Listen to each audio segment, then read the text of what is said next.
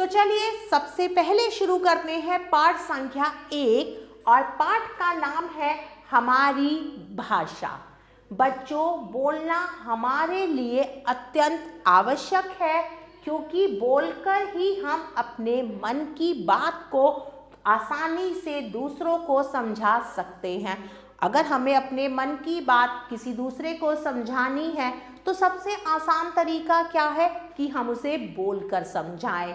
भाषा वह साधन है जिसके द्वारा हम अपने मन के भावों तथा विचारों को दूसरों तक पहुंचाते हैं। भाषा क्या है? वह साधन है जिसके द्वारा हम अपने मन के भावों और विचारों को दूसरों तक पहुंचाते हैं। सबसे पहले हम पढ़ेंगे भाषा के रूप। भाषा मुख्यतः 2 प्रकार की होती है, मौखिक भाषा और लिखित भाषा।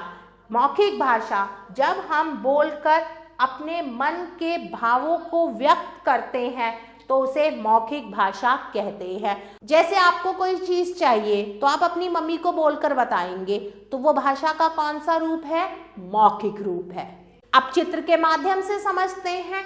उफ, बहुत गर्मी है, राहुल दूध पी लो। ठीक है मम्मी, लाओ दो। तो देखिए, बोलकर अपने मन की बात और भावों को व्यक्त किया गया है।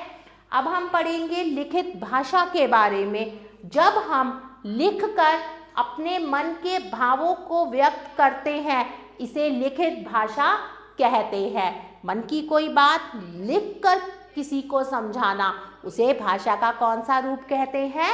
लिखित रूप कहते हैं, उसे लिखित भाषा कहते हैं। चलिए और जानते हैं। विश्व में अनेक देश हैं और अलग अलग देशों में अलग अलग भाषाएं बोली जाती हैं। जैसे चीन में चीनी, फ्रांस में फ्रेंच, अमेरिका में अंग्रेजी और जापान में जापानी। अब हम पढ़ेंगे सांकेतिक भाषा के बारे में। संकेतों व इशारों के द्वारा समझाई गई भाषा को सांकेतिक भाषा कहते हैं। जब हम इशारा करके किसी को कोई बात समझाते हैं, उसे सांकेतिक भाषा कहते हैं। भारत की राजभाषा हिंदी है। राजभाषा का प्रयोग सरकारी व गैर सरकारी कार्यों में किया जाता है। अब हम पढ़ेंगे व्याकरण के बारे में। बच्चों, प्रत्येक भाषा को शुद्ध रूप से बोलने व पढ़ने के कुछ नियम होते हैं जो हमें भाषा को शुद्ध रूप से पढ़ना, लिखना व बोलना सिखाते हैं। इसे व्याकरण कहते हैं। व्याकरण के माध्यम से हम भाषा को सही प्रकार से लिखना, बोलना सीखते हैं। अर्थात व्याकरण वह शास्त्र है जो हमें किसी भी भाषा को शुद्ध रूप से लिखने, पढ़ने, बोलने का ज्ञान कराता है। चलिए अब अभ्यास कार्य करते हैं। प्रश्न संख्या 2, सही विकल्प पर सही का निशान लगाइए। नेताजी का सभा को संबोधित करना भाषा का डैश रूप है। कौन सा रूप है? लिखित, मौखिक या सांकेतिक? तो सही विकल्प है मौखिक। पंजाब में कौन सी भाषा बोली जाती है? राजस्थानी, हिंदी या पंजाबी?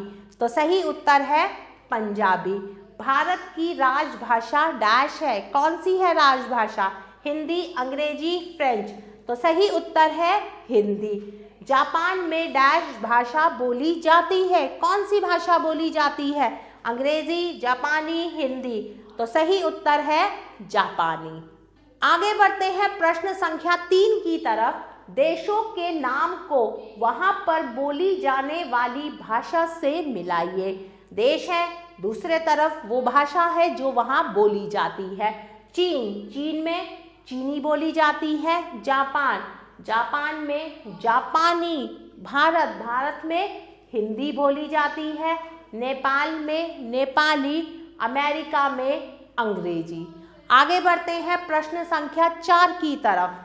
सही कथन पर सही व गलत कथन पर गलत का निशान लगाइए। भाषा के द्वारा हम अपने मन के विचार व्यक्त करते हैं। बिल्कुल सही बात है, तो मैं सही का निशान लगाऊंगी। अमेरिका में हिंदी भाषा बोली जाती है। क्या ये कथन सही है? नहीं, यह कथन गलत है।